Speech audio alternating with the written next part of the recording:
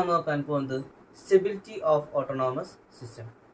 ഇപ്പോൾ ഒരു autonomous system എടുത്തു കഴിഞ്ഞാൽ അതിൻ്റെ സ്റ്റേറ്റ് ഇക്വേഷൻ എന്ന് പറഞ്ഞു കഴിഞ്ഞാൽ X dot is equal to A X, അതായത് ബി യു എന്ന് പറയുന്നത് 0 ആയിരിക്കും വരാം നമ്മൾ ഡെറിവേറ്റീവ് എടുക്കുമ്പോൾ അല്ലേ. അപ്പോൾ X dot is equal to A X. ഇനി let X C be the singular point. നമ്മൾ ഒരു സിംഗുലർ പോയിന്റ് എക്സ് സി എന്ന് പറഞ്ഞിട്ട് എടുക്കുകയാണ്.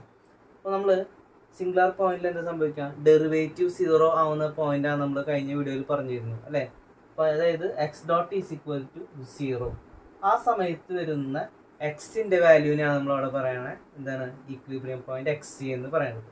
അപ്പോൾ നമുക്ക് എന്ത് ചെയ്യാം, x dot is equal to 0 എന്ന് പറഞ്ഞു കഴിഞ്ഞ് കഴിഞ്ഞാൽ അവിടെ എക്സിന് പകരം നമുക്ക് എന്തിട്ട് കൊടുക്കാം, എക്സ് സി എന്ന് പറഞ്ഞിട്ട് കൊടുക്കാം. അതായത് X dot 0 means a into x c is equal to 0 എന്ന് പറയാം. അപ്പോൾ എ എന്ന് പറയുന്നത് ഒരു മെട്രിക്സ് ആണ്, നമ്മുടെ സിസ്റ്റം മെട്രിക്സ് ആണ്. അപ്പോൾ അതിൻ്റെ ഡിറ്റർമിനൻറ്റ് എന്ന് പറയുന്നത് 0 ആയിരിക്കില്ല. അതായത് determinant a not equal to 0. That means എന്താണ്, എക്സ് സി എന്ന് പറയുന്നത് അതായത് ഈക്വിലിബ്രിയം പോയിന്റ് എന്ന് പറയുന്നത് 0 ആയിരിക്കും. അതാണ് നമ്മളോട് എഴുതിയിട്ടുള്ളത്, if all the eigen values of the system are non zero. അപ്പം എല്ലാ ഐഗൺ വാല്യൂസും നോൺ സീറോ ആണെങ്കിൽ നമുക്കവിടെ എന്ത് പറയാം, അവിടെ സിംഗുലർ പോയിന്റ് എന്ന് പറയുന്നത് ഒറിജിൻ ആയിരിക്കും. അടുത്തത് സ്റ്റെബിലിറ്റി ഓഫ് ഓട്ടോണോമസ് സിസ്റ്റം. നമ്മളിവിടെ ഒറിജിനിലാണ് ഈക്വിലിബ്രിയം പോയിന്റ് എന്നുള്ള അസംഷനിലാണ് നമ്മൾ ഈ ഡെഫിനിഷൻ എടുക്കുന്നത്.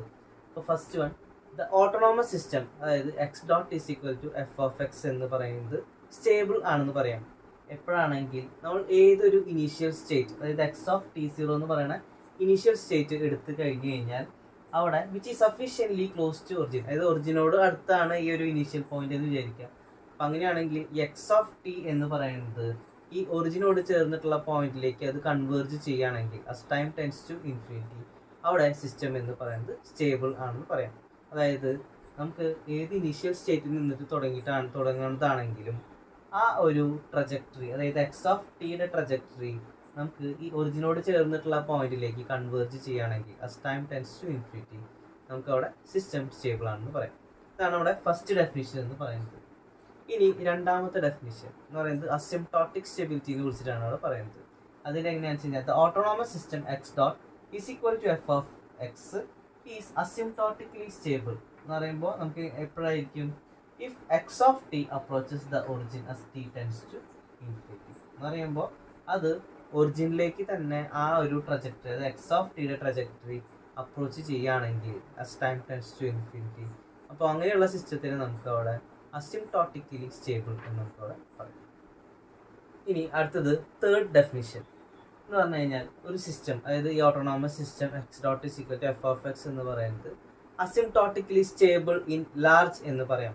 അതായത് അത് ഏത് ഇനീഷ്യൽ പോയിന്റിൽ സ്റ്റാർട്ട് ചെയ്യണ ട്രജക്ടറി ആണെങ്കിലും അത് ഒറിജിനിലേക്ക് തന്നെ അപ്രോച്ച് ചെയ്യുകയാണെങ്കിൽ അതിന് അസിംപ്ടോട്ടിക്കലി സ്റ്റേബിൾ എന്ന് പറയാം. അത് in large the autonomous system X dot is equal to F of X is asymptotically stable in large if it is asymptotically stable for every initial state. എന്ന് പറയുമ്പോൾ ഏത് ഇനീഷ്യൽ സ്റ്റേറ്റ് എടുത്തു കഴിഞ്ഞാലും അത് ഒറിജിനിലേക്ക് തന്നെ കൺവേർജ് ചെയ്യും regardless of how near or far from the origin. അപ്പോൾ നമ്മൾ അത് സ്റ്റാർട്ട് ചെയ്യുന്ന പോയിന്റ്, അതായത് ഇനീഷ്യൽ പോയിന്റ് എന്ന് പറയുന്നത് ഒറിജിനിൽ നിന്നിട്ട് എന്താണ് അടുത്താണെങ്കിലും എന്താണ് ദൂരെയാണെങ്കിലും ശരി അത് ഒറിജിനിലേക്ക് തന്നെ അപ്രോച്ച് ചെയ്യും. അങ്ങനെയുള്ള സിസ്റ്റത്തിനെ നമുക്ക് അവിടെ അസിംപ്ടോട്ടിക്കലി സ്റ്റേബിൾ ഇൻ ലാർജ് എന്ന് നമുക്ക് അവിടെ പറയാം. അടുത്തത് limit cycle in phase portrait. Limit cycle എന്ന് പറഞ്ഞു കഴിഞ്ഞാൽ oscillations of fixed amplitude and frequency. അപ്പോൾ നമുക്കത് എങ്ങനെയാണ് ഐഡൻറ്റിഫൈ ചെയ്യുക, അത് ട്രജക്ടറി വരയ്ക്കുമ്പോൾ അതൊരു ക്ലോസ്ഡ് കർവ് ആണെങ്കിൽ അല്ലെങ്കിൽ ക്ലോസ്ഡ് ട്രജക്ടറി ആണെങ്കിൽ അതിന് നമുക്ക് അവിടെ ലിമിറ്റ് സൈക്കിൾ എക്സിബിറ്റ് ചെയ്യും എന്ന് പറയാം ആ ഫേസ് പോർട്രേറ്റ്. ഇപ്പോൾ ഇവിടെ കണ്ടില്ലേ, ഇതൊരു ക്ലോസ്ഡ് കർവാണ്, ഇതെല്ലാം ക്ലോസ്ഡ് ട്രജക്ടറീസ് ആണ്. അപ്പോൾ അതിനെ നമുക്ക് എന്ത് പറയാം, അവിടെ ലിമിറ്റ് സൈക്കിൾ ഉണ്ടെന്ന് അവിടെ പറയാം. ഇനി നമുക്ക് stable and unstable limit cycle എങ്ങനെയാണ് വരുന്നത് നോക്കാം.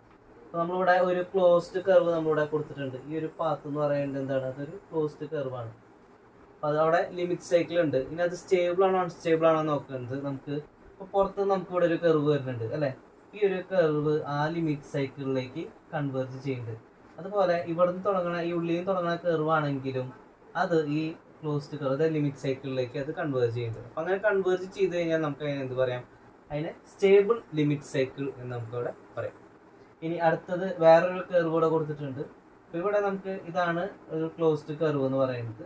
ആ ക്ലോസ്ഡ് കർവിലേക്ക് നമ്മൾ എന്താണ് അതിൽ നിന്നിട്ടാണ് ഉള്ളിലേക്ക് പോണത് ഈ ഒരു കർവ് എന്ന് പറയുന്നത്. ആൻഡ് ഓൾസോ അത് കൂടാണ്ട് നമുക്കിവിടെ 2 കർവ് കൊടുത്തിട്ടുണ്ട്. അപ്പോൾ അതെല്ലാം ഈ ലിമിറ്റ് സൈക്കിളിലേക്ക് ഇതാണ് ഈ ക്ലോസ്ഡ് കർവ് ഉണ്ടല്ലോ അതിലേക്ക് കൺവേർജ് ചെയ്യണില്ല അല്ലേ. അപ്പോൾ അങ്ങനെ വരുമ്പോൾ നമുക്ക് അവിടെ എന്ത് പറയാം, അൺസ്റ്റേബിൾ ലിമിറ്റ് സൈക്കിൾ എന്ന് നമുക്കവിടെ പറയാം.